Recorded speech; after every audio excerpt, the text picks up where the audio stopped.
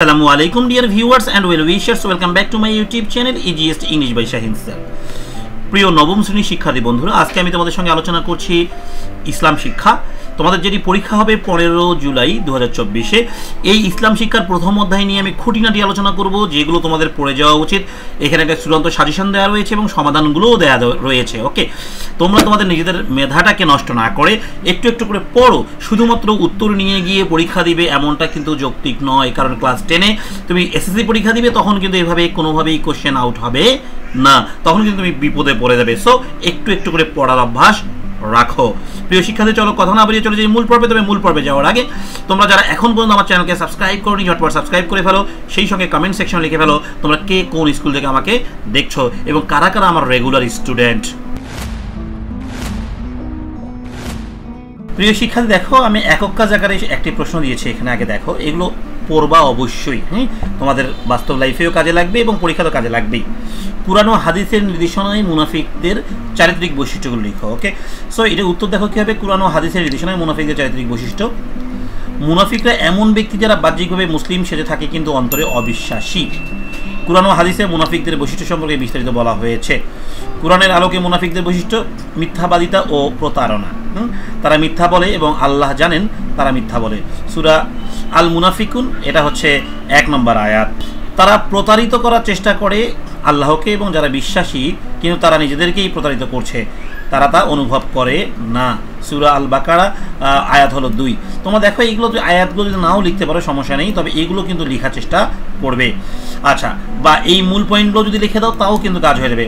অলসভাবে নামাজ আদায় করা, তারা নামাজে দাঁড়ায় অলসভাবে মানুষ দেখানোর জন্য। ওকে, কৃপণতা, তারা কৃপণতা করে এবং মানুষকেও কৃপণতা করতে আদেশ দেয়।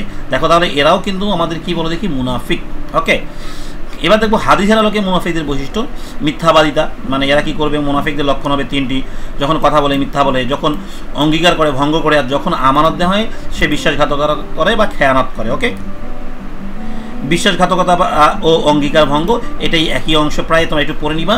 ওকে, মুসলমানদের উচিত এইসব বৈশিষ্ট্য থেকে দূরে থাকা, সততা, বিশ্বাস্ততা ও খোদাভীতির সাথে জীবনযাপন করা। এবার দলীয় কাজ দেখো।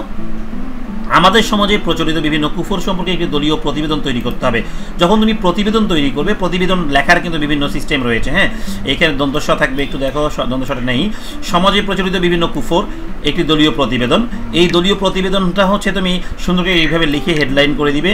তারপরে এখানে ভূমিকা, এগুলো দিলেও চলবে না দিলেও চলবে, তবে ভূমিকা কথাগুলো না লিখে কী করবো জানো, আমি তোমাদেরকে নিচে একটা দেখাই যেভাবে সাজানো আছে, এইভাবে সাজানোর চেষ্টা করবে, তাহলে তোমাদের জন্য কিন্তু ইজি হবে। ওকে, তাহলে একটা স্টাইলে তুমি সব কিছু পার করতে পারবে।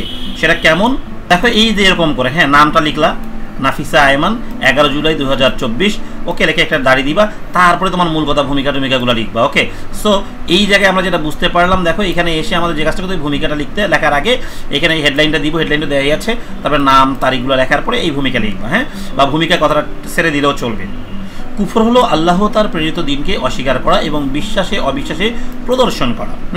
আমাদের সমাজে বিভিন্ন ধরনের কুফর প্রচলিত আছে যা মুসলমানদের ঈমান ও ধর্মীয় চেতনার উপর বিরূপ প্রভাব ফেলে। এই প্রতিবেদনে সমাজে প্রচলিত কিছু কুফর সম্পর্কে আলোচনা করা হবে। সমাজে প্রচলিত কিছু কুফর, অমঙ্গলের ভয়, যেটা আমাদের সমাজে কিন্তু অনেক বেশি প্রচলিত, তাই না? অনেকেই অমঙ্গলের ভয় থেকে বিভিন্ন অমূলক কার্যকলাপ করে থাকে। যেমন কেউ বলে শনিবার বাহিরে যাওয়া যাবে না। উদাহরণ হিসেবে দেখা হয়েছে এখানে, দেখো কালো বিড়াল দেখলে পথ পরিবর্তন করা, অমঙ্গল দূর করার জন্য বিভিন্ন ধরনের মন্ত্রতন্ত্র। এগুলো হচ্ছে কি বলে দেখি, অমঙ্গলের ভয়ে আমরা এগুলো করে থাকি। এগুলো হচ্ছে কুফর। জ্যোতিষশাস্ত্র ও রাশিফল, আমরা অনেকেই কিন্তু জ্যোতিষশাস্ত্র ও রাশিফল দেখি এবং অনেকেরই তোমরা আঙ্গুলে দেখবে যে জ্যোতিষীদের দেয়া অনেক বড় বড় আংটি রয়েছে। এগুলোও কিন্তু কুফরের অংশ। ওকে, তাবিজ কবজ ব্যবহার করা, রোগ নিরাময়ের জন্য তাবিজ কবজ ব্যবহার করা, এটা হচ্ছে অবশ্যই কুফর। তোমরা এগুলো করবে না, এটি শিরকের অন্তর্ভুক্ত এবং আল্লাহর উপরে বিশ্বাসহীনতার প্রকাশ। পীর ও দরবেশদের প্রতি অন্ধবিশ্বাস, দেখো অনেকেই পীর ও দরবেশের প্রতি অন্ধবিশ্বাস স্থাপন করে এবং তাদের পূজা করে। এটি ইসলামের মূল শিক্ষার পরিপন্থী। প্রিয় শিক্ষার্থী, আমি আজকে যেগুলো দিচ্ছি এগুলো তোমরা ভালো করে মুখস্থ করবে। এগুলো তোমাদের অনেকটা কাজে দেবে পরীক্ষায়। ওকে, একক কাজ দেখো আরেকটি দিয়েছি। মহান আল্লাহর পরিচয় তথা আসমাউল হুসনা জানার মাধ্যমে আল্লাহ সম্পর্কে তোমার যেসব নতুন বিশ্বাস তৈরি হলো তা উপস্থাপন করো। তার মানে আল্লাহ সম্পর্কে যে নতুন তোমার বিশ্বাসগুলো তৈরি হলো সেগুলো কীভাবে উপস্থাপন করবে সেটা একটু দেখিয়ে দিচ্ছি আমি। মহান আল্লাহর পরিচয় আসমাউল হুসনা থেকে নতুন বিশ্বাস। ওকে, এটা হেডলাইনটা আমি দিয়ে দিলাম। আসমাউল হুসনা অর্থাৎ আল্লাহর 99টি সুন্দর নাম। হ্যাঁ, আমাদের তার গুণাবলীর একটি গভীর এবং বিস্তারিত ধারণা প্রদান করে। এই নামগুলি জানার মাধ্যমে আমরা আল্লাহ সম্পর্কে কিছু নতুন ও দৃঢ় বিশ্বাস তৈরি হয়েছে। এখানে সেই বিশ্বাসগুলো উপস্থাপন করা হলো। দেখো, আল্লাহ সর্বদয়ালু ও পরম করুণাময়, এটার প্রমাণ কি? আর রহমান পরম দয়ালু, আর রহিম সদয়। এই নামগুলোর মাধ্যমে প্রমাণিত হয় আল্লাহ কি সর্বদয়ালু ও পরম করুণাময়। আল্লাহ সব কিছু জানেন এবং সর্বজ্ঞ। দেখো, আল্লাহ আলিমুন মানে সর্বজ্ঞানী, আল্লাহ খবির, ওকে, আল খবির মানে অন্তর্দৃষ্টি সম্পন্ন। এগুলোর মাধ্যমে আমরা জানতে পারলাম আল্লাহ কি সব কিছু জানেন এবং সর্বজ্ঞ। এগুলো এইভাবে বানিয়ে লিখতেও পারবা তোমরা, হ্যাঁ, কিন্তু এই কথাগুলো কিন্তু ভুল করা যাবে না। আল্লাহ পরম প্রতাপশালী ও শক্তিশালী, হ্যাঁ, আল আজিজ মানে পরম প্রতাপশালী, আল জব্বার পরম শক্তিমান, ওকে। আল্লাহ প্রজ্ঞাবান ও সুবিচারক। দেখো, আল হাকিম মানে প্রজ্ঞাবান, আর আল আদল ন্যায় বিচারণ, হ্যাঁ, ন্যায় পরায়ণ। আল্লাহ একজন ন্যায় বিচারক হবেন, ওকে। এবার দেখো, আল্লাহর প্রশান্তি ও নিরাপত্তা দানকারী, আল সালাম আল্লাহ শান্তির উৎস, আল মুমিন নিরাপত্তা দানকারী, মুমিন অর্থ নিরাপত্তা দানকারী, ওকে। এখানে দেখো আল্লাহ হচ্ছেন এগুলো দায়িত্ব পালন করছেন। আল্লাহ ক্ষমাশীল ও দয়ালু, আমরা এই পরিচয়গুলো জানতে পারছি। আল গফুর মানে পরম ক্ষমাশীল, আল তাওয়াব অত্যন্ত ক্ষমাশীল। এগুলোর মাধ্যমে আমরা আল্লাহর কিন্তু নতুন নতুন পরিচয়গুলো জানতে পারছি। তারপরে আমরা বলবো আসমাউল হুসনা জানার মাধ্যমে আমরা আল্লাহ সম্পর্কে নতুন এবং গভীর বিশ্বাস তৈরি হয়েছে আমার, ওকে। এই বিশ্বাসগুলো আমাকে ইসলামের সঠিক পথে চলার এবং আল্লাহর প্রতি আমার আস্থা ও ভালোবাসার আরও দৃঢ় করার জন্য সাহায্য করেছে। আল্লাহর সুন্দর নামগুলি প্রতিদিনের জীবনে বাস্তবায়ন করার মাধ্যমে আমি তার নৈকট্য অনুভব করেছি এবং তার পথে চলার প্রেরণা পাচ্ছি। এবার জোড়ায় কাজ দেখবো একটি। আকাইদ সম্পর্কে ধারণা লাভের জন্য জোড়ায় জোড়ায় আলোচনা করে সাক্ষাৎকারের মডেল তৈরি করো। তোমাদের কিন্তু এটা ডায়ালগ আকারে উপস্থাপন করতে হবে, ওকে। দেখো, এই কথাগুলো তোমরা পড়ে নিবা, স্ক্রিনশট করে নাও। অংশগ্রহণকারীর নামগুলো এইভাবে দিব। দেখো, রাসেল ইনি প্রশ্নকর্তা, অর্থাৎ রাসেল প্রশ্ন করবেন। হাবিব হলো উত্তরদাতা, হাবিব উত্তর দিবেন। সাক্ষাৎকারের প্রশ্নাবলী দেখো, প্রাথমিক পরিচয়। রাসেল, তুমি কিভাবে ইসলামের আকাইদ সম্পর্কে জ্ঞান অর্জন করেছো? হাবিব উত্তর দিচ্ছে, আমি পরিবার থেকে এবং মসজিদের ইমামদের থেকে ইসলামী শিক্ষা গ্রহণ করে আমি আকাইদ সম্পর্কে জ্ঞান অর্জন করেছি। এছাড়া আমি বিভিন্ন ইসলামিক বই ও কুরআন তাফসির পড়েছি, ওকে।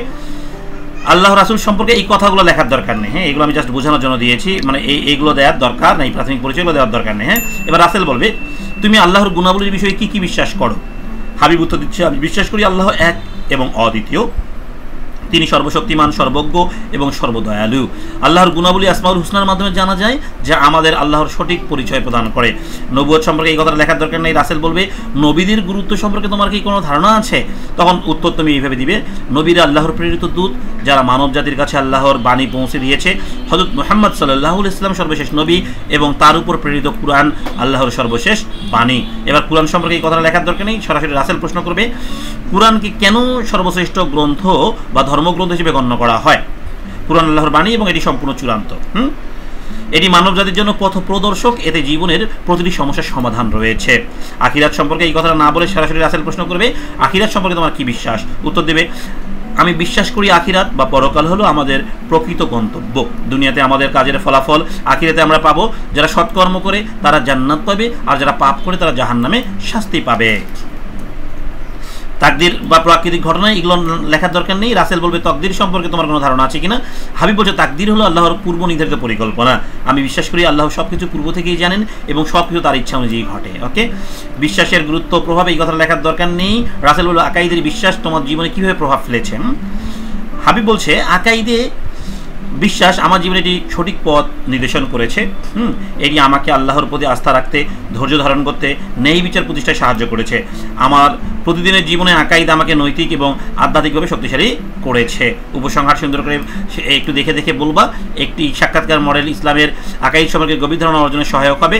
জোড়ায় জোড়ায় আলোচনা করে অংশগ্রহণকারী একে অপরের বিশ্বাস ও ধারণা শেয়ার করতে পারবে এবং ইসলামের মূল ভিত্তিগুলো সম্পর্কে নিজেদের জ্ঞান আরও বিস্তৃত করবে বা করতে পেরেছি এরকম কিছু রেখে দেবে, কাজ শেষ হয়ে যাবে। প্রিয় শিক্ষার্থী, আশা করছি তোমরা ভালোভাবে বুঝতে পেরেছো। এর মাধ্যমে তোমাদের প্রথম অধ্যায়ের প্রস্তুতি সম্পূর্ণ হয়ে যাবে। এরপরের ভিডিও আমার আসছে দ্বিতীয় অধ্যায় নিয়ে। সবাই সে পর্যন্ত ভালো থাকো। আল্লাহ হাফেজ।